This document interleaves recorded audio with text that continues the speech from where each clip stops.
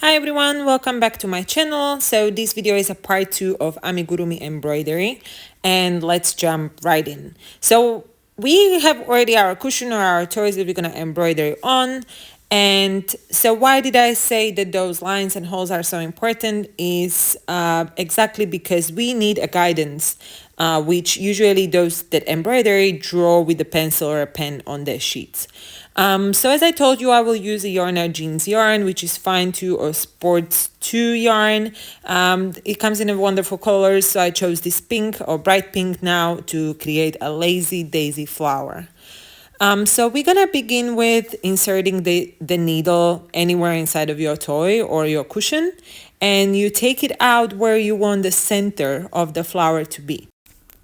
So in the next step, you can see me pointing with the needles to the stitches. So I'm going 2 rows or 2 stitches away from the center. So up, down, left, right, or even diagonally, that doesn't matter. So the bigger you want your flowers, the further you will go with your needles. You can go 3, 4, 5 stitches if you want a massive flowers. Of course, even 1 if you want the tiny ones, but I'm choosing the 2 stitches away. So I'm going back with my needle to the same spot where I just came from, and I'll pull the needle out, but do not pull the thread out completely just yet. Create this small loop, which will be your petal essentially. So now you're gonna take the needle and thread it through the loop. Now pull the yarn out, but again, not completely, not too tightly, just leave a little wiggle room in there, because the tighter you pull, the narrower your petal will be. Now, where the yarn came out at the back, insert the needle back in and return back to the center of your petal.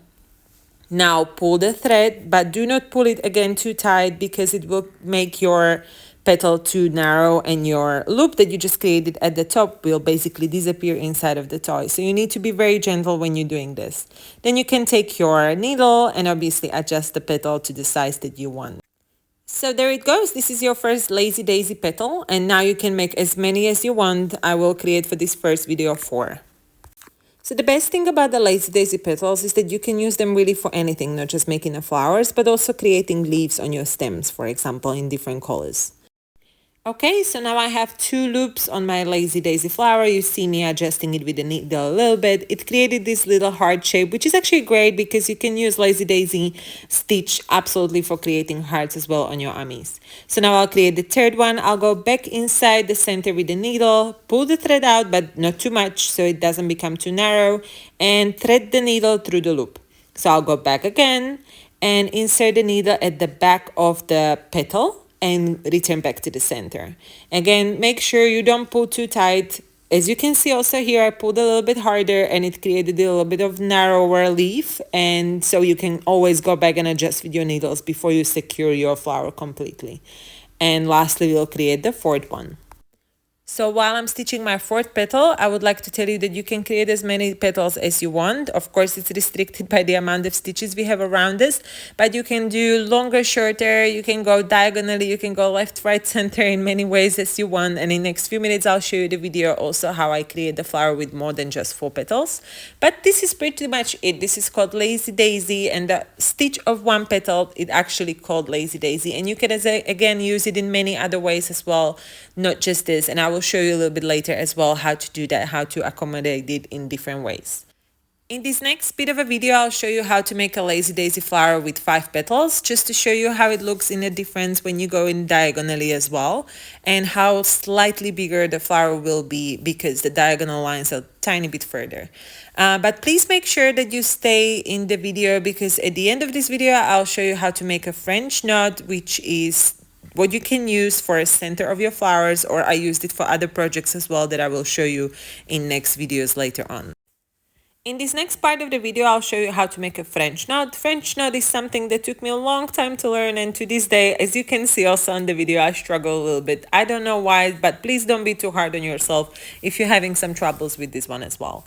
So you pull the yarn through where you want your French knot to be. Then you take the yarn into your left hand while you're holding needle with your right hand, and you wrap the yarn around the needle 2 or 3 times. You return back to the same hole and pull the yarn carefully out. Now, when it comes to traditional embroidery, they do not go to the same hole. They go a little bit further. With that second input because the knot can unravel. But when it comes to amigurumi, if you would do that, there is a possibility that the knot would be actually flat. So I make my knot bit bigger, and I wrap my yarn around my needle 2 or 3 times, sometimes 4, depends on the size of the yarn and amigurumi, just to make sure that this doesn't happen to me and I can return to the same hole. So once again, you hold the yarn with your left hand, you wrap your needle around 2 or 3 times, and you return back to the same hole. Now when you're taking out your yarn out or your needle out, make sure you're securing the yarn a little bit with your left finger, just to be sure that you don't pull it completely out or that it doesn't look the shape. You can always adjust, pull it a little bit more as you are adjusting your petals as well. And voila, this is your French knot. And so this is it for today. I told you everything I knew about lazy daisy and French knots. Please let me know in comments how I did. I'm very new to this, and I see you next video.